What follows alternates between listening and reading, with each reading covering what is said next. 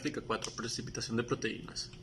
Objetivos de la práctica. Practicar las diferentes formas para precipitar proteínas, las cuales se conforman de precipitación por salación o salting out, precipitación por solventes orgánicos, precipitación por formación de sales y reacción de Biuret.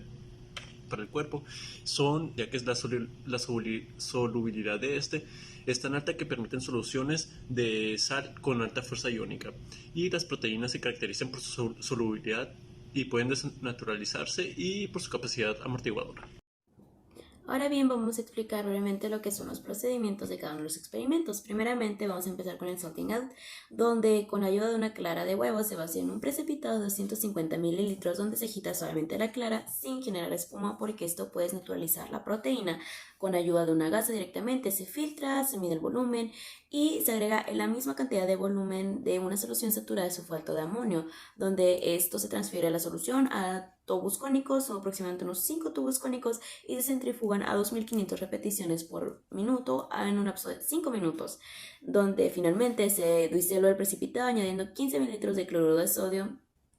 Y finalmente, pues así podemos lo que es encontrar la precipitación de ovoalbúmina y ovoglobulina.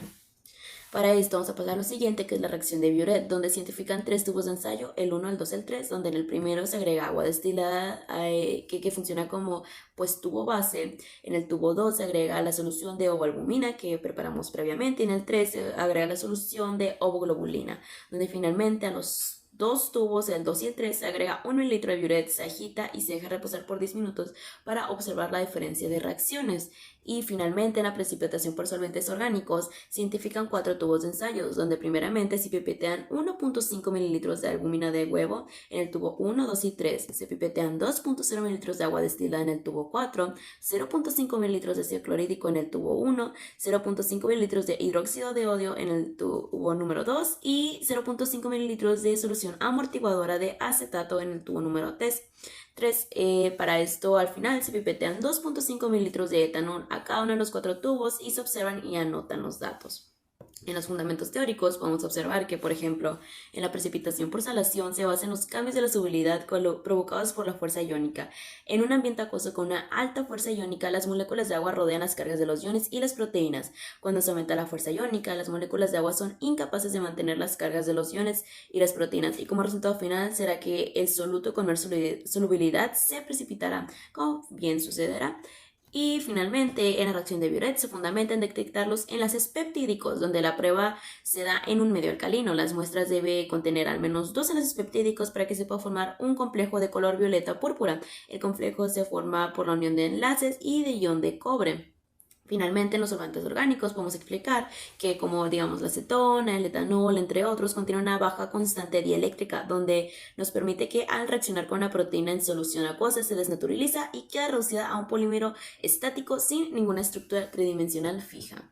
Experimentales en el salting out, filtramos un total de 20 mililitros y le agregamos 20 mililitros de sulfato de amonio sólido para separar.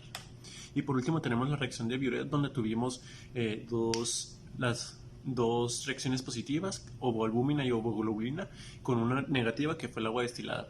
El reactivo de Biuret reaccionó con estas debido a los enlaces peptídicos presentes en las proteínas. Para los resultados experimentales de la precipitación por solventes orgánicos, obtuvimos que en el tubo 1 teníamos albúmina y ácido clorhídrico, y obtuvimos una turbidez alta y partículas pequeñas como precipitado. En el tubo 2 teníamos albúmina e hidróxido de sodio y obtuvimos una turbidez alta y precipitación de partículas blancas y pequeñas. En el tubo 3 teníamos albúmina y buffer y no hubo turbidez ni precipitación. En el tubo 4 tuvimos agua destilada con etanol al 95 y la turbidez fue nula sin precipitados.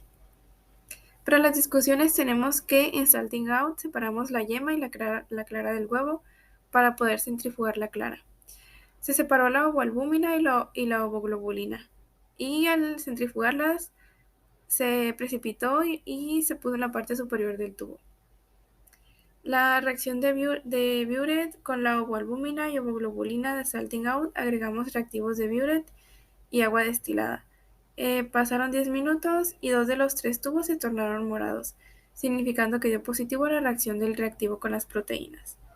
En la precipitación por solventes orgánicos Solo no tuvimos turbidez en 2 tubos, pero en los que teníamos el ácido clorhídrico y el hidróxido de sodio, sí obtuvimos la turbidez. Para concluir, tenemos que en Salting Out logramos perfectamente separar las proteínas del huevo mediante centrifugación y gracias al sulfato de amonio. En la reacción de Biuret logramos observar la reacción positiva de las proteínas presentes por los enlaces peptídicos, tornándose así el color morado. En la precipitación por solventes orgánicos logramos precipitar y ver las partículas de los solventes en 2 de los tubos. Y esta fue nuestra bibliografía.